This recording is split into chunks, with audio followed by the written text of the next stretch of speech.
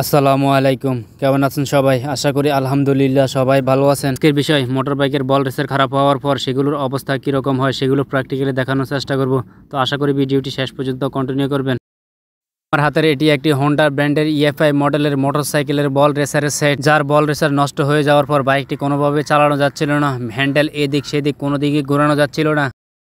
বল রেসারগুলো খোলার পর দেখলাম বল রেসারগুলো একদমই ক্ষয় হয়ে গেছে। তার পাশাপাশি যে ফ্রেমগুলো থাকে, 4টি ফ্রেম, সেগুলোরও একদম কিছু কিছু জায়গা ছোট ছোট গর্তের সৃষ্টি হয়েছে। শুধু তাই নয়, নষ্ট হওয়া বল রেসার সময়মতো পরিবর্তন না করে কিছুদিন পর পর হ্যান্ডেলের গলাটিকে টাইট দিয়েছেন। এজন্য বল রেসারের ফ্রেমগুলো বসানোর জায়গাটি লুজ হয়ে গেছে, অর্থাৎ মোটর বাইকের বডির অনেক সমস্যা হয়েছে।